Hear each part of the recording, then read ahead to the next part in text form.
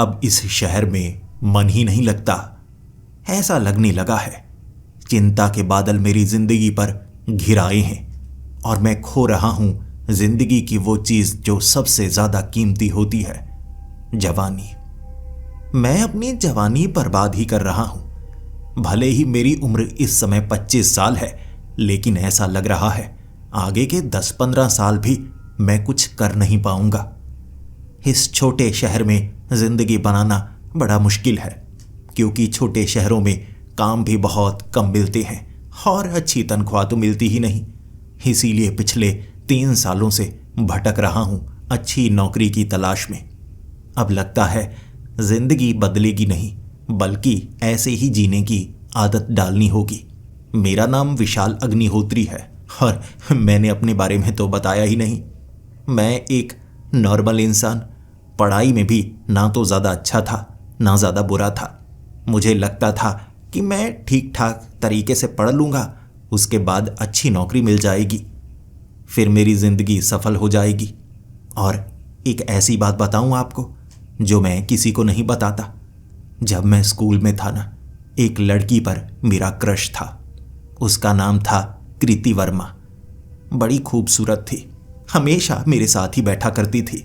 वो मुझे अपना अच्छा दोस्त मानती थी, लेकिन उसके लिए दिल में अलग ही जगह थी। मैं कभी उसे ये बता ही नहीं सका कि मैं उसे पसंद करता हूँ, लेकिन वो वक्त भी तो अलग था। मैं डरपोक हुआ करता था। जब स्कूल खत्म हुआ, मैं एक छोटे कॉलेज में गया, जबकि वो पढ़ने के लिए अलग शहर जा चुकी थी। फिर धीरे धीरे दूरियां बढ़ गईं और मुझे शुरू शुरू में बुरा लगा करता था, लेकिन मन में एक उम्मीद थी, जब मुझे अच्छी नौकरी मिल जाएगी ना, ढूंढ निकालूंगा उसे। लेकिन अब लगता है मैं उसे भूल भी चुका हूँ। कभी कभी जब घर में खाली बैठा होता हूँ, उसकी तस्वीर आंखों के सामने उभरने लगती है। कहाँ होगी, किस हालत में होगी। और कहते हैं जिसके बारे में आप बार बार सोचते रहते हैं, किस्मत उसे आपके सामने एक ना एक दिन ले ही आती है। मैं उस रेस्टोरेंट में बैठा यही सोच रहा था, यहाँ अब किसी से बात करूं, रेस्टोरेंट में काम मिल जाए तो भी ठीक रहेगा। वैसे भी ये 4 स्टार रेस्टोरेंट है। अब लगता है वेटर का काम भी मिल जाए तो ठीक ही रहेगा, क्योंकि पैसे की बहुत तंगी होने लगी है। और यहाँ सुना है इस होटल में वेटर की तनख्वाह भी काफ़ी अच्छी है। मैं तो वैसे ही कॉफ़ी पीने के लिए टेबल पर बैठा हुआ और अपने मन को समझा रहा था, कोई काम छोटा नहीं होता, अब शुरुआत तो करनी पड़ेगी ना। अब जिस फील्ड में मैं काम कर रहा था वहाँ तो रुपए कम मिलते हैं, चलो इस काम में कुछ रुपए तो मिल जाएंगे। मुझे अंदाज़ा तक नहीं था, पास वाले टेबल पर एक लड़की बैठी जो मेरी तरफ देखे जा रही थी। जब मेरी भी नज़रें उससे मिली, मुझे ऐसा लगा जैसे उसे पहले कहीं देखा है, जबकि वो भी इसी तरह से देख रही थी जैसे उसने भी मुझे पहले कहीं देखा हो। तभी मेरे दिमाग में एक नाम गूंज पड़ा, मेरे रोंगटे खड़े हो गए। कृति, ये तुम हो कृति? और वो भी मुस्कुराई और कहने लगी, विशाल। और इस तरह जिसके सपने देखा करता था, मैं उससे मिल पाया। मैं भागा भागा गया और साथ वाली कुर्सी पर बैठा और वो कहने लगी, अरे बहुत समय बाद मिले हो, कहाँ चले गए थे? मैं तुम्हें कह तो रही थी कि कभी मिलेंगे तो उसी जगह मिला करेंगे, लेकिन तुम वहाँ आए नहीं। पिछली गर्मियों में मैं वहाँ पर आई थी तालाब के पास, लेकिन तुम मिले ही नहीं। मैंने कहा, मैं अब नौकरी करने लगा था ना, तो समय नहीं मिलता था, और मुझे इतने सालों बाद लगा कि तुम कौन सा कभी वहाँ पर आओगी। ऐसे ही बातें चलने लगी और उसके चेहरे से नज़र ही नहीं हट रही थी। लेकिन फिर अपनी औकात याद आई जब उसने अपने बारे में बताना शुरू किया। महंगे वाली घड़ी पहनी थी उसने, बाहर खड़ी अपनी गाड़ी के बारे में बातें करने लगी और फिर कहने लगी थी वो एक बिजनेसमैन बन चुकी है, घर से ही काम की शुरुआत की और उसके बाद उसका नाम इतना बड़ा हो गया। लेकिन वो अपनी पहचान छिपाती है क्योंकि प्राइवेसी नहीं रहती। जिसके पास ज़्यादा रुपए आ जाते हैं बेवजह लोग पीछे पड़ने लगते हैं, इसीलिए पहचान को थोड़ा सा गुप्त रखती है। लेकिन घूमना फिरना उसे बहुत ज़्यादा पसंद है। फिर उसने मेरे बारे में पूछा। क्या बताता मैं? मेरे पास काम ही नहीं है। मुझे लगा था कि उस समय मैं डरपोक हुआ करता था, बच्चा था ना स्कूल में, तो दिल की बात उसके सामने रख नहीं पाया। अब कौन सा हिम्मत वाला बन गया हूं। अब भी जबान कांप रही थी। बता ही नहीं सकता था कि मैं कभी तुम्हें पसंद करता था। जब अपनी औकात याद आती है ना, तब हमारे जैसे इंसान खुद को रोक लेते हैं। बात नहीं कर पाया। फिर उसने पूछा, तो काम क्या करते हो? तुम भी सक्सेसफुल तो हो ही गए होगे। मुझे शुरू से ही पता था तुम काफ़ी ज़्यादा ईमानदार हो और दिल की बात तुम्हारे सामने रखने में मुझे ज़रा भी झिझक नहीं होती थी। मैंने कहा, मैं अभी तो नौकरी की तलाश कर रहा हूँ। उसने कहा, नौकरी की तलाश? यानी कि तुम्हारे पास नौकरी नहीं है?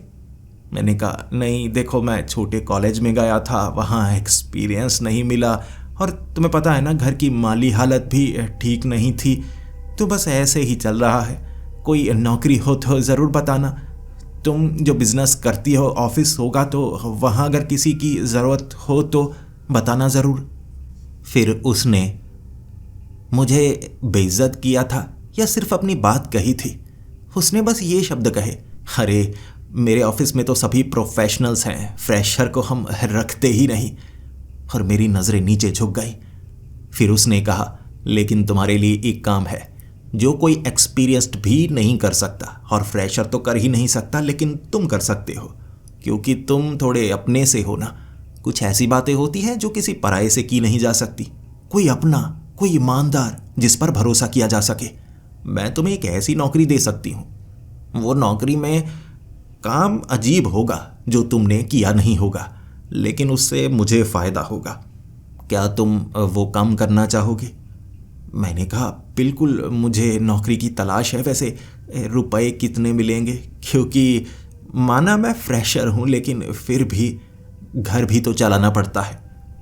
उसने जितनी सैलरी बताई उतने की उम्मीद ही नहीं की थी। मेरी सोच से 10 गुना ज़्यादा सैलरी। मैं मना कैसे कर सकता था? और ख़ास तौर पर कृति की आंखों के सामने रहना मेरे लिए यही अच्छा था। भले ही अब मैं मान चुका था कि वो मेरी औकात से बाहर है, लेकिन फिर भी उसे देखते रहने में भी एक अलग ही प्यार का एहसास था। प्यार वही नहीं होता जो पूरा हो जाता है। अधूरा प्यार भी प्यार ही कहलाता है।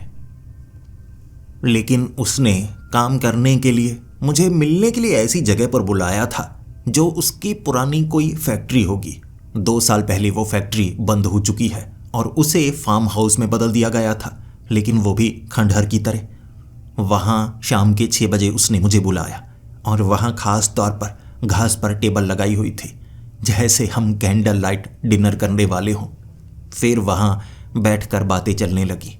पहले तो इधर उधर की बातें चल रही थी। उसने कहा, काम की बातें छोड़ो, तुम बताओ कैसी चल रही है ज़िंदगी? गर्लफ्रेंड है कोई या नहीं? मैं थोड़ा सा मायूस हुआ और कहने लगा, अरे नहीं, काम ही नहीं मिल रहा, गर्लफ्रेंड तो क्या मिलेगी। और फिर उसकी ज़बान से वो शब्द निकले, जहाँ तक मुझे याद आ रहा है तुम्हें मुझ पर क्रश हुआ करता था ना। उसने वो बात बोलकर मुझे हैरान कर दिया। सच में हलक से ज़बान नीचे उतर गई थी। बोला नहीं जा रहा था। वो बात जो मैं कभी कर ही नहीं पाया, उसने कैसे बता दिया? मैंने कहा, अरे नहीं नहीं। उसने कहा, अरे झूठ मत बोलो, मुझे सब कुछ याद आ रहा है। तुम्हें मुझ पर क्रश हुआ करता था, बताने की तुम में हिम्मत नहीं थी, इसीलिए मैं भी तुम्हें एक अच्छा दोस्त मानती थी। ऐसे बातें चलने लगी। फिर वो कहने लगी, देखो अब काम की बात करते हैं। मैं थोड़ी सी परेशानी से गुजर रही हूँ। अब परेशानी छोटी मोटी नहीं, बड़े बिजनेसमैन बन जाओ ना, परेशानियाँ बड़ी हो जाती हैं। कुछ बुरे लोग पीछा करने लगते हैं और कभी कभी कुछ ऐसी चीज़ की ज़रूरत होती है जो किसी पराये से मांगी नहीं जा सकती। देखो, वो क्रश वाली बात तो अलग रही, लेकिन हम अच्छे दोस्त थे और आगे भी अच्छे दोस्त रहेंगे। मैं तुम्हें काफ़ी ऐसी प्राइवेट चीज़ें बताती थी जो किसी को बता नहीं सकती थी। अब भी कुछ ऐसी बातें हैं जो मैं तुम्हें बताऊंगी, आगे किसी को बताना मत। मैंने कहा, बिल्कुल कृति, बताओ क्या परेशानी है? उसने कहा, परेशानी तो अभी नहीं बता सकती, लेकिन सल्यूशन तुम ढूंढ सकते हो। मैंने कहा, सल्यूशन? हाँ बताओ तो सही, क्या सल्यूशन है? उसने कहा, बिल्कुल मेरे जैसी दिखने वाली। जहां पहले हम रहा करते थे ना, आस पास कहीं रहती है, तुम्हें ढूंढनी होगी। मैंने कहा, आस पास तुम्हारे जैसे दिखने वाली? क्या ऐसा हो सकता है? माना हर किसी के जैसा दिखने वाला कोई ना कोई होता है, लेकिन उसे ढूंढना मुश्किल काम नहीं होगा। उसने कहा, हाँ मुश्किल तो होगा, लेकिन मैंने तुम्हें कह तो दिया है, हमारे उसी शहर के आसपास कहीं ना कहीं ढूंढ निकालोगे तुम कोई, तो ढूंढना शुरू कर दोगे। तुम्हें जिस भी चीज़ की ज़रूरत है, जैसे कि तुम्हें एक जासूस बनना होगा, उसकी जासूसी करनी होगी। वो क्या करती है, क्या खाती है, कहाँ जाती है, सारी की सारी जानकारी एक फाइल बनाकर मेरे पास लेकर आनी है, लेकिन उसे पता नहीं लगना चाहिए। तो मेरे लिए यह काम करोगे? मैंने कहा, हाँ बिल्कुल, मैं कोशिश करूँगा। उसने मेरे अकाउंट में 20 लाख रुपए ट्रांसफ़र किए थे और ये कहा था, काम में पैसों की ज़रूरत होगी और ऐसी चीज़ें खरीदने के लिए तुम्हें इसमें से रुपए इस्तेमाल करने होंगे, बाकी जो सैलरी है वो तो अलग से। ये काम के लिए तुम्हें कुछ रुपए दिए हैं और ज़रूरत हो तो मांग लेना। ये कहकर वो चली गई और मैं हैरान था, परेशान था। काम ऐसा मिला था जो मेरी सोच समझ से परे था, लेकिन फिर भी मुझे करना था। फिर मैंने अपने शहर के आसपास के जो गांव थे, शहर थे, वहां ढूंढना शुरू कर दिया और मुझे अंदाज़ा नहीं था ये काम कितना मुश्किल हो सकता है। एक तस्वीर लेकर किसी और को जो इस जैसा दिखने वाला हो, उसे ढूंढना कोई आसान काम नहीं होता। फिर मुझे कृति ने मैसेज किया था, किसी ने उस लड़की को देखा है, इस कॉलेज के आसपास ढूंढने की कोशिश करो। और फिर मैंने उस कॉलेज के आसपास ढूंढना शुरू कर दिया और वहाँ कॉलेज की कैंटीन में मेरी आंखें चमकती रह गईं। अरे ये तो कृति ही है, लेकिन कपड़े पहनने का तरीका अलग। दिखने में बिल्कुल कृति जैसी थी, लेकिन वो कृति नहीं थी। जब वो सामने बैठी हुई, मैंने कृति को फ़ोन लगाया था। हेलो, क्या इस समय तुम कैंटीन में बैठी हो? उसने कहा, नहीं मेरे पास टाइम नहीं है, मैं मीटिंग में बैठी हूँ। जबकि सामने वाली वो लड़की, वो तो दोस्तों के साथ बात कर रही थी। मैं बार बार आंखें मलता रह गया। बड़ी हैरानी की बात थी, ऐसा लग रहा था ये कृति की जुड़वा बहन हो। सिर्फ शक्ल ही नहीं मिल रही थी, डील डॉल शरीर, हंसने का तरीका, उसके डिम्पल, पूरी तरह से ये कृति की कार्बन कॉपी ही थी। अब मुझे उसकी जासूसी करनी थी और बचना भी था। किसी जवान लड़की की जासूसी करोगे, पकड़े जाओगे तो पिटाई काफ़ी ज़्यादा हो सकती है। लेकिन मैंने ऐसे गैजेट्स खरीदे जिससे मैं उसकी बातें सुन सकता था। मैं उसके घर को ढूंढ चुका था, जिसमें मुझे 3 दिन का समय लगा था। मैं उस लड़की का पीछा करते करते उसके घर तक गया। वो अकेली रहती थी, वहाँ से कॉलेज अकेले ही आती थी। ग्रॉसरी करने के लिए वो बाजार जाती, क्या खरीदती मैं हर चीज़ नोट कर रहा था। ज़्यादातर वो वही चीज़ें खरीद रही थी जो कृति को पसंद थी, बिल्कुल उसके जैसे कपड़े पहनती। मैंने ध्यान दिया, उसके होंठ के ऊपर एक छोटा सा तिल भी था, बिल्कुल कृति की तरह। कोई एक ही शक्ल के 2 इंसान कैसे हो सकते हैं? माना थोड़ी बहुत शक्ल मिलती है, लेकिन यह तो नकल ही हो गई। मैं उसके बाद उस लड़की के घर में घुसना चाहता था, लेकिन वो घर का दरवाज़ा अच्छे से बंद करके जाती, कोई खिड़की खुली नहीं होती और मैं कोई खिड़की को तोड़ना भी नहीं चाहता था।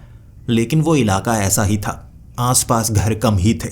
घर में मैं घुस तो सकता था, लेकिन बस किसी तरह से दरवाज़ा खुला मिल जाए, इसके लिए मुझे थोड़ा दिमाग लगाना पड़ा। जब वो लड़की सब्जी मंडी में सब्जी खरीद रही थी तो मैं बिल्कुल पास में जाकर खड़ा हो गया और मैंने उसके पर्स को धक्का दिया। चाबी वो घर की उसी में डाला करती थी। चाबी नीचे गिरी, मैंने जल्दी से चाबी दूसरी तरफ घुमाकर साबुन में उसके निशान बना लिए। इस तरह घर की चाबी मैं बना सकता था। फिर उसे कह दिया, जी आपकी यह चाबी गिर गई। वो मेरी तरफ देख रही थी और यकीन कीजिए, इतने करीब से मैंने उस लड़की को देखा, वो तो कृति ही थी। मैं हैरान सा रह गया और फिर उसने कहा, आपको पहले कहीं देखा है। मैं जल्दी से वहां से निकलना चाहता था, उसकी पहचान में आना नहीं चाहता था। मुझे डर लगने लगा कि मैं कब से उसका पीछा कर रहा हूँ। पिछले 10 दिनों से उसके पीछे हूँ मैं। कहीं उसने मुझे पहचान तो नहीं लिया। अगर मैं उससे ज़्यादा बात करूँगा तो मेरे लिए परेशानी बढ़ सकती है। कभी भी उसके करीब रहूँगा तो वो मुझे पहचान लेगी कि ये आदमी मेरा पीछा कर रहा है, जबकि अनजान बनकर जासूसी होती है, पहचान वाला बनकर नहीं। मैंने फिर उसे कहा, लेकिन मैंने तो आपको पहले कभी नहीं देखा। ज़रा देखिए, मुझे वो थोड़ा खरीदना है, मेरे पास समय थोड़ा कम है। वो देखती रह गई और मैंने आगे से सब्जी खरीदी और मैं जल्दी से वहाँ से निकला। घर आकर मैंने नकली चाबी बनाई और अब मैं उसका पूरा पैटर्न चेक करना चाहता था। कब वो घर में होती है और कब नहीं होती। जब घर से बाहर निकलती है तो कितने समय के लिए निकलती है। कुछ दिन बाद जब वो कॉलेज गई, मुझे उसके रहने सहने का पैटर्न पता लग गया था। कॉलेज जब वो जाती है, वापस आने में ज़्यादा समय लग जाता है। शायद एक लड़का है जो उसका बॉयफ्रेंड होगा, हमेशा उसके साथ ही रहता है। तब मौका पाकर मैंने घर का दरवाज़ा खोला। आसपास झांका कोई नहीं था। दरवाज़ा खोलते ही मैं घर के अंदर था। कभी किसी के घर के अंदर बिना इजाज़त के नहीं घुसा था मैं, और एक ख़ास तौर पर लड़की के अगर किसी को पता लगता तो बहुत बड़ी मुसीबत में फंस सकता था मैं। फिर मैंने उसके घर के अंदर उसकी तस्वीरें, उसकी डायरी, उसकी नोटबुक्स, सब चीज़ें देखना शुरू कर दी और मेरी आंखें चुंधियाती जा रही थी। हैरान था मैं। उसकी उम्र कृति से काफ़ी साल कम थी। जब वो स्कूल में थी बिल्कुल कृति जैसी दिखती थी। कॉलेज में भी कृति जैसी दिखती है। उसकी हैंड राइटिंग भी बिल्कुल कृति जैसी है। खाना कौन सा पसंद है, क्या पहनती है, उसके क्लोजेट में जो कपड़े, बिल्कुल कृति की नकल। लेकिन महसूस ऐसा हो रहा था जैसे ये कृति हो, लेकिन 2 अलग अलग टाइमलाइन में। ये कुदरत का करिश्मा था। अब इसके बारे में मैंने कृति से बात की और कृति ने मुझे यही कहा, मैं बड़ी मुसीबत में फंस सकती हूँ और मुझे उस लड़की की ज़रूरत है, लेकिन उसे पता नहीं लगना चाहिए। तुम्हें उसकी और जासूसी करनी है, तुम्हें उसके बारे में पता करना है, यानी उसकी लाइफ में कौन है, कैसे आया, कब आया, बाकी लोगों की जानकारी भी तुम्हें जुटानी होगी। मैंने वो जानकारी भी जुटानी शुरू कर दी। बार बार मैं उस लड़की के घर के अंदर घुसता था। क्या क्या चीज़ें वहाँ पर हैं, फ़ोन के मैसेजेस को पढ़ना, उसके बोलने का तरीका। धीरे धीरे उसे ऑब्जर्व करता गया और डायरी में लिखता गया, और इस तरह मैंने एक फ़ाइल तैयार की थी। ये फाइल मैं कृति को देने वाला था, जिसमें मैंने उस लड़की की जितनी जानकारी इकट्ठी हो सकती थी सारी की सारी कर ली थी। इसके बाद मेरे मन में एक बात थी, ऐसा कैसे हो सकता है, कहीं ये कृति की जुड़वा बहन तो नहीं। मुझे लगता है ये कृति की जुड़वा बहन है और वो मुझसे उस लड़की के बारे में पता लगवाना चाहती है। उससे उम्र में शायद कम, लेकिन उसकी बहन ही होगी। फिर मैं उसी फार्म हाउस में जो कभी फैक्ट्री हुआ करती थी, जिसकी मालिक कृति थी, वहाँ रात के 8 बजे उससे मिलने के लिए गया, क्योंकि उसने कहा था हमेशा जब मुझसे मिलना इसकी जानकारी किसी को होनी नहीं चाहिए। यहाँ मैं कब आती हूँ, कैसे आती हूँ, किसी को पता नहीं लगना चाहिए। वो एक छोटी गाड़ी से वहाँ पर आती, इतनी अमीर थी किसी को शक तक नहीं होता। गेट मैं खोलता, वो अंदर आती, उसके बाद हम टेबल पर बैठते और बातें करना शुरू कर देते। उसने मुझसे पूछा था कैसी दिखती है, मेरी तरह खूबसूरत है। सच बताओ, अगर मुझसे पहले वो मिली होती क्या तुम्हें उस पर क्रश होता या नहीं? मैं ऐसे सवाल का जवाब कैसे दे सकता था? वो मुझे नर्वस कर रही थी। ये मेरी वो दुखती रग थी जिस पर बार बार वो भारी वजन डाल रही थी और मुझे ये महसूस होता। मैंने कहा वो छोड़ो, वो लड़की हूबहू तुम्हारी जैसी है। ये देखो फाइल में, खाती पीती तुम्हारी तरह है, जो तुम्हें पसंद है उसे पसंद है, लिखावट बिल्कुल तुमसे मैच करती है। उसका ये एक बॉयफ्रेंड है, अब पक्का नहीं है कि बॉयफ्रेंड है या बेस्ट फ्रेंड है, लेकिन हमेशा उसी के साथ रहती है, घूमती फिरती भी उसी के साथ है। तो मैं बस ये जानना चाहता हूँ कि वो तुम्हारी छोटी बहन है ना? सच बताओ, वो छोटी बहन है ना? कृति ने कहा, मैं कसम खाती हूँ वो मेरी बहन नहीं है, ना मेरी कज़न है। दूर दूर तक मुझसे उसका कोई रिश्ता नहीं है। लेकिन एक ऐसी बात जो मैं अगर तुम्हें बताऊंगी, बुरा मत मानना। यह बात तुम्हें पता होना बहुत ज़्यादा ज़रूरी है। पहले मुझे लगा था तुम पर भरोसा नहीं किया जा सकता, लेकिन अब मैं तुम पर भरोसा कर सकती हूँ। ध्यान से सुनना, बहुत बड़ी बात है, और पूरी बात सुनना। पहले यहाँ से जाना मत, तुम्हें थोड़ा अजीब लगेगा। उसने मुझे ऐसा सच बताया कि मेरे पैरों तले ज़मीन खिसक गई। उसने कहा कि मैं कृति नहीं हूँ, और मैंने जो तुम्हें काम दिया है वो कृति को ढूंढने का दिया है। मैंने कहा, ये तुम कैसी बातें कर रही हो? उसने कहा, हाँ, ये जो बिजनेस खड़ा किया है ना, ये कृति ने किया, और मैं हूबहू उसके जैसी दिखने वाली थी।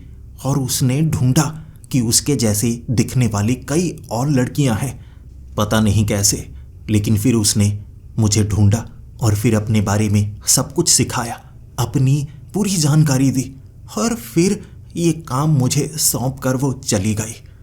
मैं वो कृति नहीं हूँ जिससे तुमने प्यार किया था।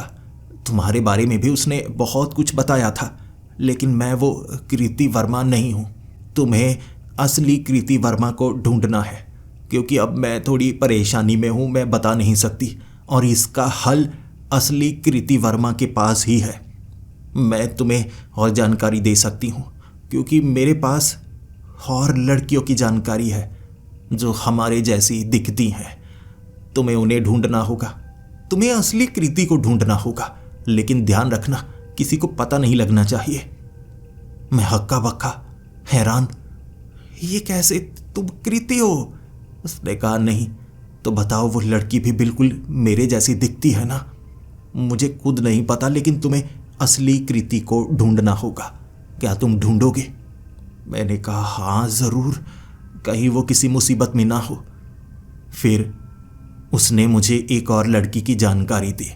उसने कहा, ये फाइल में ये नाम है, ये जगह है, अब यहाँ पर भी एक बिल्कुल हमारे जैसी दिखने वाली है। हो सकता है कृति वहाँ पर हो। तुम्हें उसकी सारी जानकारी निकालनी है। उसकी उम्र ज़्यादा या कम हो सकती है, दिखने में अलग लग सकती है, लेकिन सब कुछ पता लगाना है। ये तुम्हारा काम है। ना सिर्फ तुम कृति को ढूंढ रहे हो, बल्कि तुम मेरे लिए काम भी कर रहे हो, तो दोनों काम एक साथ करने होंगे तुम्हें। यहाँ से काफ़ी दूर एक गांव में पहुंचा था मैं, और उस गांव में मैं कृति जैसी दिखने वाली को ढूंढ रहा था, और जब मैंने उसे देखा मैं देखता ही रह गया। असंभव, ये तो पूरी तरह से असंभव है। बिल्कुल कृति जैसी दिखने वाली एक औरत जिसकी उम्र 55 साल थी, ये संभव नहीं है, ये कृति नहीं हो सकती। लेकिन मुझे अपना काम भी करना था, मुझे उसकी जासूसी करनी थी, उसके बारे में पूरी जानकारी जुटानी थी। तो मैंने ये काम भी शुरू कर दिया। वो औरत एक दुकान चलाती थी, उसकी शादी हो चुकी थी, लेकिन हूबहू उसके जैसी, होंठ के ऊपर वैसा ही तिल। वहां से जब मैंने सामान लिया, वो मेरी तरफ देखती रही और कहने लगी, तुम्हें पहले कहीं देखा लगता है। मैंने कहा, जी आपको भी देखा लगता है, मैं यहाँ आया नहीं, क्या आप उस शहर में कभी गई थी? वो सोचने लगी, लेकिन उसका जवाब वो दे ही नहीं पाई। ग्राहक बहुत ज़्यादा आ गए थे ना, लेकिन उसने कुछ लिख कर दिया। मैंने मांगा था कि ये चीज़ नहीं है मुझे, क्या आप लिख कर दे सकती हैं, लिखावट जांचने के लिए। और उसकी लिखावट बिल्कुल वैसी, लेकिन हाथ थोड़े थोड़े कांप रहे थे उम्र के कारण। ये कृति नहीं हो सकती, लेकिन हूबहू किसी एक जैसा दिखने वाला इंसान बार बार मिल रहा है, ऐसा कैसे हो सकता है? फिर मैंने अगले कुछ दिनों तक उसका पीछा किया। दुकान से घर, घर से दुकान, वो कहीं और जाती ही नहीं थी। उसके 2 बच्चे भी थे, उसका पति भी, वो एक अलग जगह दुकान चलाता था। इसके बाद मैं उस औरत के घर तक जाना चाहता था, लेकिन छिपकर नहीं, असंभव था। वो जिस जगह रहती थी घर जुड़े हुए थे, किसी के घर के अंदर घुसना आसान काम नहीं था, लेकिन एक तरीका था। मैं एक सरकारी कर्मचारी बनके वहाँ घरों के अंदर गणना करने के लिए जा सकता था, और मैंने ऐसा ही किया। जब मैं उसके घर के अंदर गया था ना, उसने कहा, आप तो पहले भी आ चुके हैं। मैंने कहा, बिल्कुल, मैं पहले गांव में घूम कर ना सबके बारे में पता लगा रहा था, क्योंकि लोग सरकारी कर्मचारी के सामने झूठ बोलते हैं, वैसे नहीं बोलते। क्या आप अपने बारे में जानकारी दे सकती हैं? बच्चों के बारे में, पति के बारे में, सब कुछ मुझे अच्छे से जानना है। वो अपना आधार कार्ड, अपनी जानकारी देती रही और मैं उसकी तस्वीरें देखने लगा जो एक दीवार पर लगी हुई थी। उसके बचपन की तस्वीरें, जब वो स्कूल में पढ़ती थी तब की तस्वीरें, हूबहू कृति। ऐसा कैसे हो सकता है? लिखने का तरीका, उसकी आदतें, उसकी वो मुस्कुराहट, जैसे कृति बूढ़ी हो गई हो बस, लेकिन ये कृति ही हो। और बार बार वो कहे भी जा रही थी, आपको पहले कहीं ना कहीं तो देखा है, लेकिन आपकी शक्ल जानी पहचानी लगती है, याद कुछ नहीं आ रहा। इस तरह उसके घर, उससे बातें करने में भी मुझे उतना ही अच्छा लग रहा जितना उस लड़की से लग रहा। इनमें से असली कृति कौन है? ये तो हो नहीं सकती, इतनी ज्यादा उम्र कृति की हो ही नहीं सकती। फिर उस घर से जब मैं बाहर निकला था, मुझे लगा था मैं रहस्य सुलझा रहा हूं, लेकिन और गहरी खाई में उलझता जा रहा हूं। उसकी जानकारी जुटाने के बाद मैं वो कृति के पास गया, जो मुझे तो कृति ही लग रही, लेकिन वो खुद कह रही थी कि मैं कृति नहीं हूं। उसने मुझे कुछ और नाम दिए, कुछ और जगहों के बारे में बताया।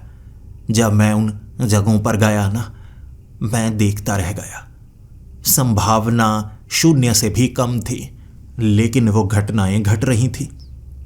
एक ऐसी जगह जहां 50 साल पहले कृति के जैसी दिखने वाली की मौत भी हो चुकी है। 50 साल पहले उसके पोते ने मुझे तस्वीरें दिखाई अपनी दादी की। दादी जब 40 साल की थी तब की ये कृति की तस्वीरें थी, बिल्कुल उसके जैसी। मैं उसके बाद और जगह ढूंढने लगा और मुझे कृति जैसी दिखने वाली और औरतों की जानकारी मिली। आसपास के गांव में भी एक जगह तो लोग उस तस्वीर को देखकर हैरान थे। कुछ बुजुर्ग, उन्होंने कहा कि यहाँ एक जैसी शक्ल वाली 2-3 जनरेशन तक औरतें रह चुकी हैं। वहाँ बिल्कुल कृति जैसी दिखने वाली 14 साल की लड़की, जिसे देखते ही मुझे मेरे बचपन की याद आ गई। अरे ये बिल्कुल कृति जैसी दिखती है। जब वो मेरे साथ पढ़ती थी बिल्कुल ऐसी ही तो हुआ करती थी, जब उससे दिल लगा बैठा था मैं, मेरी सच्ची दोस्त। लेकिन ये लड़की बिल्कुल वैसी कैसे दिखती है? और हर एक औरत लड़की के होंठ के ऊपर तिल, जैसे भगवान ने एक ही सांचे में ढाल ढाल कर कई लड़कियों को बनाया हो, वो भी अलग अलग समय में, या कह सकते हैं एक ही समय में इकट्ठी भी बना दी हैं। ये कैसे? वहाँ स्कूल में 100 साल पहले भी बिल्कुल वैसी दिखने वाली एक औरत रहा करती थी। बाद में दूसरी आई जिसने कहा कि मैं उसकी बेटी हूँ, फिर कोई और, अब ये लड़की भी जो यहाँ की रहने वाली नहीं है, कहीं और से आई है, शायद खून का रिश्ता है इसीलिए यहाँ पर रहती है। लेकिन जब मैं उनसे बात कर रहा, किसी ने भी मुझे ये नहीं बताया कि आखिर उनका चेहरा मिलता जुलता कैसे है। और जब मैं कृति के पास गया, उसने पहचान की, नहीं, इनमें से कोई भी असली कृति वर्मा नहीं लगती, तुम्हें और ढूंढना होगा। और मैं कहने लगा, और कितनी एक जैसी लड़कियां हैं? उसने कहा, पता नहीं, कुछ ना कुछ तो ऐसा है जो मेरी समझ से भी बाहर है, लेकिन तुम्हें असली कृति को ढूंढ कर लेकर आना होगा। और ढूंढो और जानने की कोशिश करो, लेकिन इनसे दूर रहना, किसी मुसीबत में मत फंसना। सिर्फ तुम ही अपने हो, बाकी सब पराए हैं। अब मुझे कृति पर भी शक होने लगा था, क्योंकि उसने तो खुद कह दिया था कि वो असली कृति नहीं है। कहीं इसने कृति के साथ कुछ किया तो नहीं होगा? लेकिन अगर ऐसा है तो मुझसे ये कांटेक्ट क्यों करती? असलियत को ढूंढने के लिए मुझे क्यों भेजती? मुझे लगता है मुझे आईडी कार्ड्स ढूंढने होंगे, आइडेंटिटी का सच पता लगाना होगा।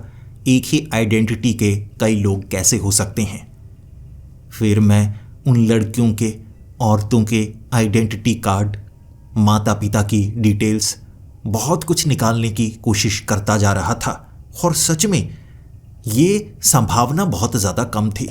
उन सबके आईडी प्रूफ्स मौजूद थे।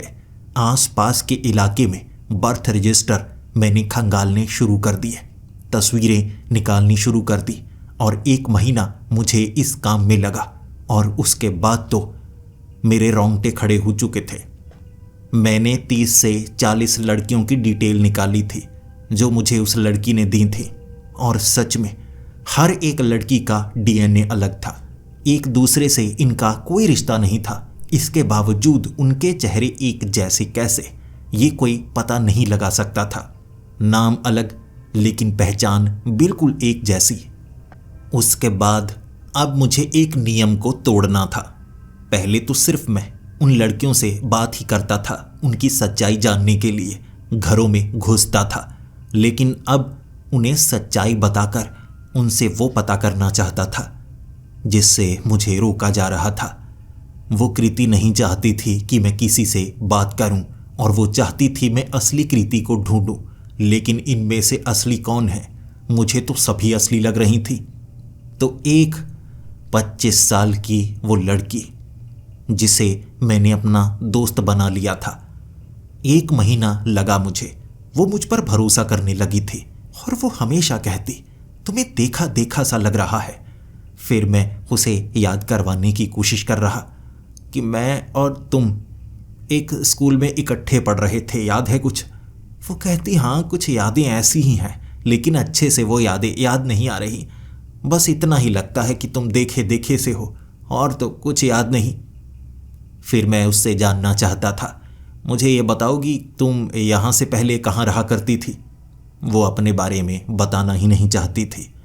मैंने उस पर थोड़ी सख्ती दिखाई तो उसने अपने माँ बाप से मिलवाया, लेकिन दूर से कि वो मेरे माँ बाप हैं, अब वो मुझसे बात नहीं करना चाहते।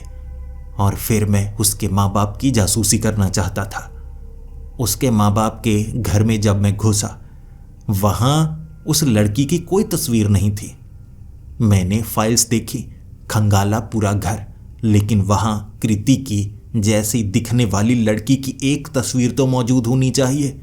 भले ही हमारी अपने बच्चों से लड़ाई हो जाए, लेकिन ऐसा भी नहीं हम पूरी तरह से उन्हें भुला देते हैं। यहाँ तो बिल्कुल ऐसा ही लग रहा था। फिर मैंने उसके माँ बाप से किसी और बहाने से बात करने की सोची। उस लड़की के माँ बाप के घर में एक सरकारी कर्मचारी बनकर गया था। जब मैं उनसे बात कर रहा, उन्होंने अपनी बेटी का जिक्र किया ही नहीं। उन्होंने कहा कि हमारी 2 बेटियां हैं। 2 बेटियों की तस्वीरें दिखाई उन्होंने। उनकी एक बेटी गायब थी। वो कह रहे थे कि हमारी बेटी के साथ कुछ हुआ है, उसका चेहरा बदला बदला सा है, लेकिन हमें नहीं लगता कि वो हमारी बेटी है। लेकिन हमारी बेटी कहाँ है हमें ये भी नहीं पता। वो कृति जैसी दिखने वाली उस लड़की का जिक्र तो कर रहे, लेकिन ये भी कह रहे थे कि वो हमारी बेटी है ही नहीं। उन्होंने अपनी दोनों बेटियों के चेहरे दिखाए जो बिल्कुल अलग थे, वो कृति जैसे थे ही नहीं। फिर ये कृति जैसी दिखने वाली क्यों कहती है कि वो इनकी बेटी है, जबकि इनका भी मानना था कि हमारी बेटी ने इसे बहुत कुछ बताया है। ना तो इसकी आवाज़ मिलती है, ना इसका चेहरा मिलता है, ना हाव भाव मिलते हैं, लेकिन फिर भी इसे उनकी बेटी की सभी बातें पता हैं। मुझे शक होने लगा था कि ये चल क्या रहा है, और फिर मैंने और लड़कियों की जानकारी जुटाना शुरू कर दी। और लड़कियां, उनके माँ बाप, कुछ तो ऐसी थीं जो 100 साल पहले मर चुकी थी, कुछ 50 साल पहले। हूबहू एक जैसी दिखने वाली कई लड़कियां, जैसे एक ही आइडेंटिटी हो उनकी, एक जैसी पहचान, लेकिन नाम अलग अलग अलग समय की। और सभी के माँ बाप की जानकारी सही से जुटाई जा ही नहीं सकती थी। हर लड़की की एक ही पहचान कि वो ज़्यादा समय अकेली ही रहती है, बाकियों से बिल्कुल अलग। और फिर मुझे लगा ये कोई बड़ा षड्यंत्र लगता है, लेकिन किसी और लड़की से मैं इसकी जानकारी सही से जुटा नहीं सकता। मुझे उसी लड़की से जुटाना होगा, वही कृति। मुझे लगता है वो असली कृति वर्मा है, लेकिन झूठ बोलती है, या वो कोई और है और उसने कहीं तो असली कृति वर्मा को पकड़ रखा है। मुझे उसकी जासूसी करनी चाहिए। सबकी कर रहा हूं, उसकी क्यों नहीं? लेकिन उसके घर के अंदर घुसना कोई आसान काम नहीं था। लेकिन मेरे पास तरीका भी था। मैं उसके ऑफिस के आसपास घूमने लगा, बिल्कुल उसके दोस्त की पहचान बनाकर। फिर मुझे पता लगा कि उसके माँ बाप उसके साथ नहीं रहते। जो उसके माँ बाप हैं वो उससे दूर रहना पसंद करते हैं, या कह सकते हैं उसे पसंद ही नहीं करते। वो तो उसे अपनी बेटी मानते ही नहीं। मैं कृति के माँ बाप से मिल चुका था और ये कृति के माँ बाप थे ही नहीं, बिल्कुल अलग इंसान। मैंने उनसे पता लगाने की जितनी कोशिश की मैं नाकाम होता गया और अंतिम रास्ता था इस कृति के घर घुसना, इसकी जानकारी जुटाना। ये क्या करती है, किस मुसीबत में है, मुझे इसकी जासूसी करनी चाहिए। वो लगभग पूरा दिन बाहर रहती है, रात के वक्त घर आती है। गार्ड्स बहुत ज़्यादा रखे हैं उसने, लेकिन सभी के सभी बाहर। घर के अंदर वो क्या करती है, कैसे रहती है, किसी को नहीं पता था। भेष बदलकर भी मैं उस घर के आसपास ही जा सकता था, अंदर नहीं।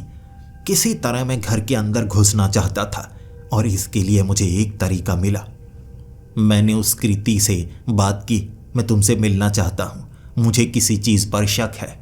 और वो उसी फैक्ट्री में मुझसे मिलने के लिए आई और तब मैंने उससे ढेर सारी बातें की, इधर उधर की। मुझे लगता है कुछ और लड़कियां भी हैं जो किसी और शहर में गई हुई हैं। मैं उनकी तस्वीरें जुटा नहीं पाया। मैंने उसे नकली नाम बताने शुरू कर दिए और वो फाइल में खंगालने लगी। नहीं, ऐसा तो नहीं लगता, ये नाम जो तुम बता रहे हो इसकी तो कोई जानकारी नहीं है।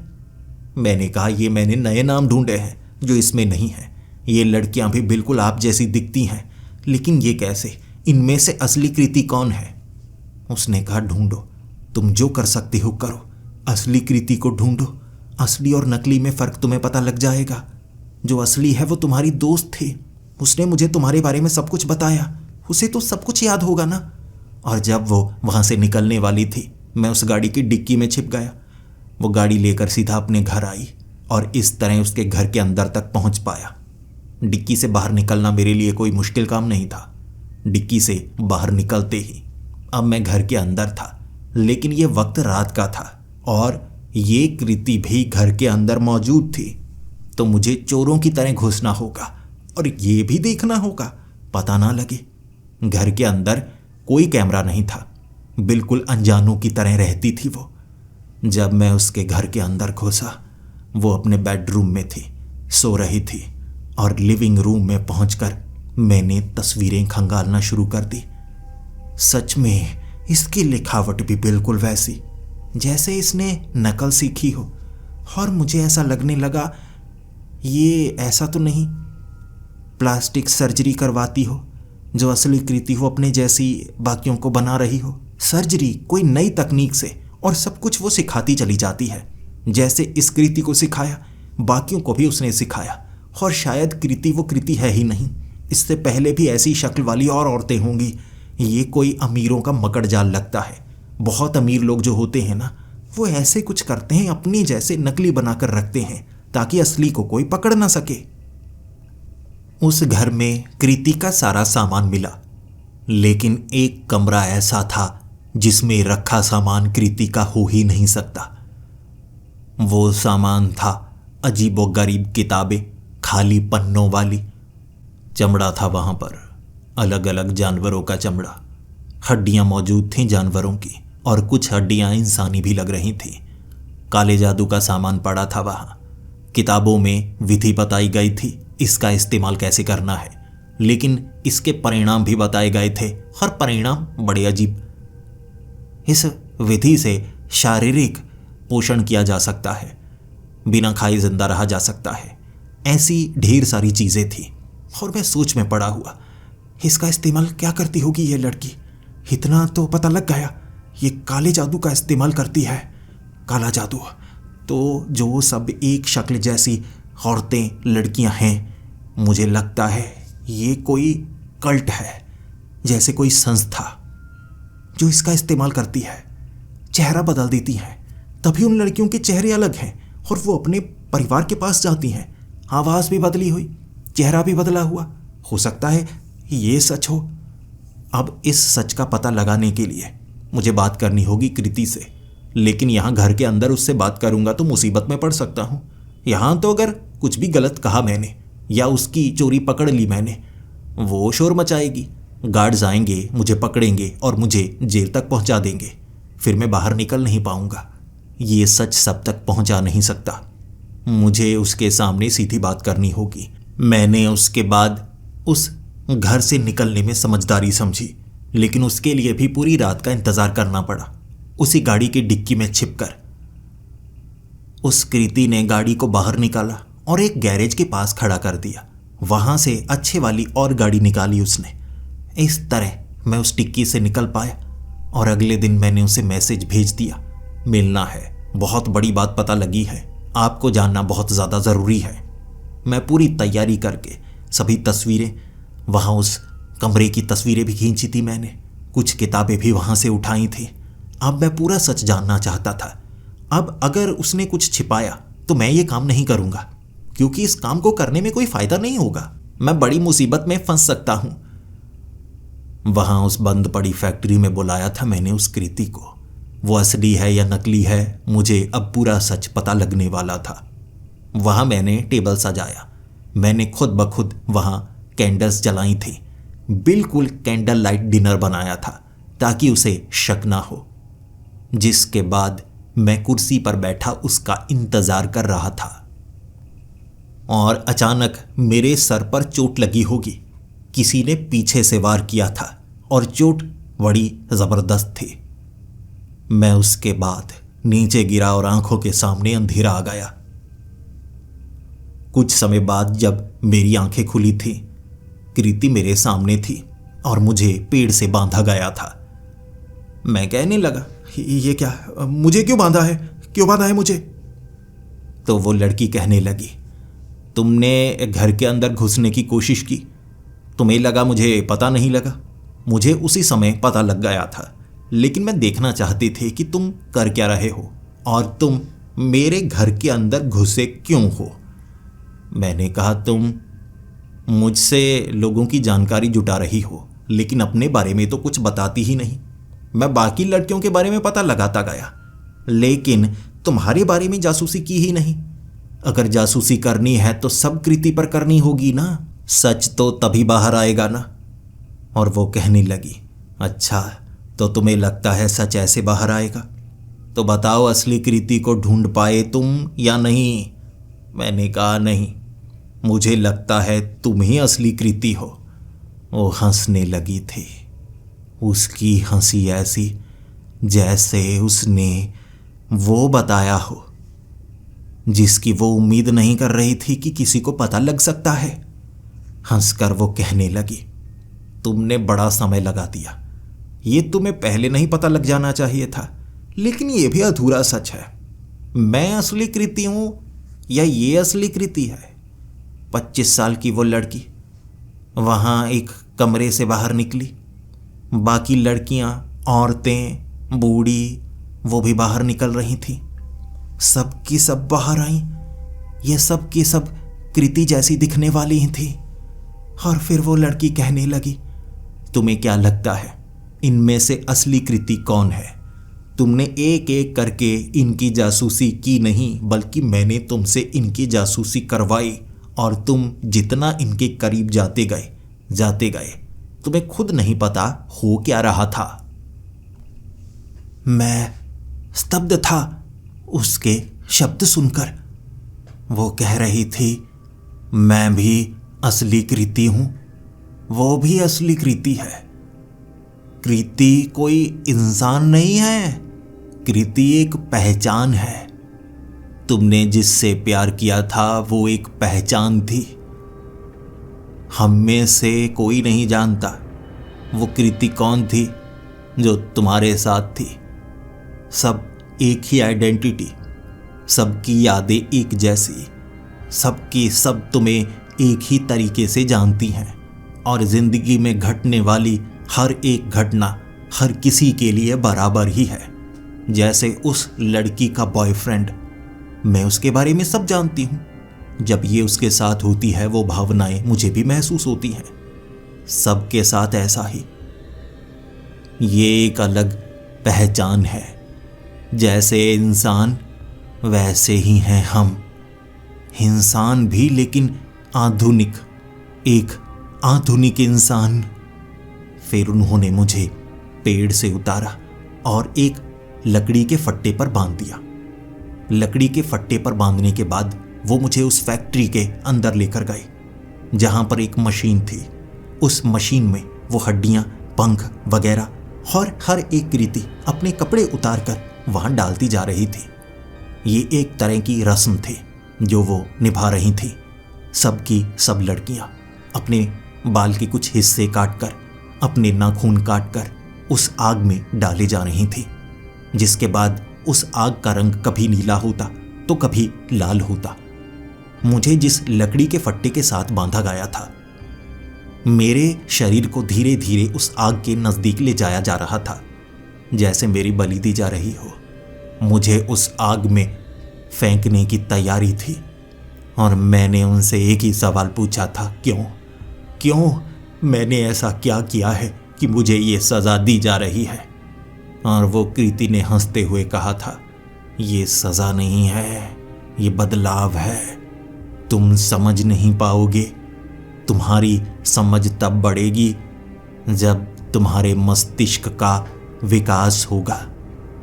तुम भी आधुनिक बनोगे।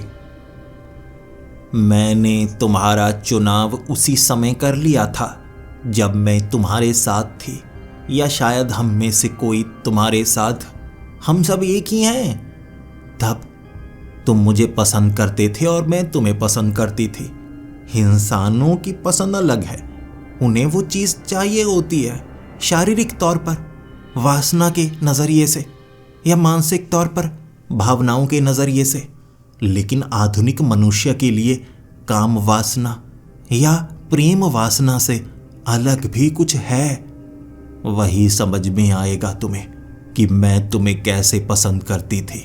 बहुत ज़्यादा पसंद करती थी। मैं तुम्हें बता नहीं सकती। मैं तुम्हारी आत्मा से प्रेम करने लगी थी। अब तुम्हें बताने के लिए मेरे पास ज़्यादा समय नहीं है।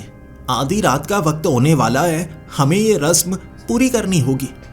सब आ जाओ आगे।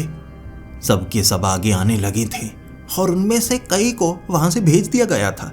वो बड़ी जल्दी उस फार्म हाउस से, उस फैक्ट्री से बाहर चली गई। बाकी वहीं पर थी। फिर वो रस्म को पूरा किया जाना था। मुझे आग में धकेल कर और उस फट्टे को धीरे धीरे आग में डाला जा रहा था। आग से मेरे कपड़े जलने लगे थे और मुझे लगा मेरा बड़ा भयानक अंत होगा। मैं चीख रहा था, चिल्ला रहा था, लेकिन मेरी मदद के लिए कौन आता। यह जगह इतनी ज़्यादा बड़ी थी, मैं जितना ज़्यादा चिल्लाता चला जाता, कोई मेरी मदद के लिए नहीं आता। लेकिन वो आग ने मेरे कपड़े ज़रूर जलाए, लेकिन मेरी चमड़ी नहीं जलाई। वो आग मुझ पर असर कर रही थी और मेरी आंखों के सामने ऐसी रोशनी थी कि मैं आग को अंदर से देख पा रहा था। और पहले तो ऐसा लगा कि आग मुझे झुलसा रही है, शायद मेरे शरीर को जला रही है। लेकिन फिर मैं खुद को आग के अंदर महसूस कर रहा था। फिर आग कभी शरीर के अंदर, कभी बाहर, और धीरे धीरे मैं उस आग का हिस्सा ही बन गया। उसके बाद धीरे धीरे जब आंखें बंद हुई, मैंने अपनी आंखें खोली थी। अरे, मेरे शरीर पर कपड़े नहीं हैं और मुझे अब बाहर निकाला गया क्योंकि लकड़ी जल गई थी। शायद मैं गिर गई थी ना आग में। मैं बाहर निकली, मेरे जैसी दिखने वाली, हम में से एक कृति वर्मा, और सबने मुझे गले से लगाया और मुझे कपड़े भी दिए। मैं बिना कपड़ों की थी, लेकिन सब लड़कियों के बीच एक लड़की सुरक्षित महसूस जरूर होता है। अच्छा हुआ यहां कोई मर्द नहीं है। हम सब एक दूसरे को गले से लगाकर एक दूसरे का स्वागत कर रही थी। हमारी संख्या बढ़ गई है ना। अरे, मैंने अपने बारे में तो बताया ही नहीं। मैं भी कृति वर्मा हूं। और फिर हम एक एक करके वहां से बाहर निकली और मेरी एक अलग जिंदगी थी। उस बिजनेसमैन कृति ने कहा, लोगी अपनी जगह, अब इस जगह पर तुम आओ ना। मेरी जिंदगी कहीं और है। संभालो अपना पदभार। और हाँ, और भी ढूंढने हैं तुम्हें, शायद कोई प्रेमी मिले तुम्हें। मेरी यादें ऐसा क्यों लग रहा है धुंधली धुंधली सी हैं, लेकिन याद भी आता है एक लड़का मुझे बड़ा पसंद करता था। और हाँ, एक लड़का अब भी तो करता है। मैं कॉलेज में पढ़ रही हूँ। ये कैसी यादें हैं? अरे मैं तो बिजनेस करती हूँ ना, मैं गांव में रहती हूँ, मैं मर चुकी हूँ। कई यादें, धीरे धीरे सब समझ में आ जाएगा मुझे। आधुनिक मानव हूं मैं और अपनी पहचान अलग। हम ऐसे ही काम करते हैं। हो सकता है आप में से कोई हमारे द्वारा चुना गया है और हम में से कोई कृति शायद किसी अलग नाम से आपकी दोस्त बनकर आपके करीब हो। आप भाग्यशाली हैं, आपका चुनाव आधुनिक मनुष्य बनने के लिए हुआ है।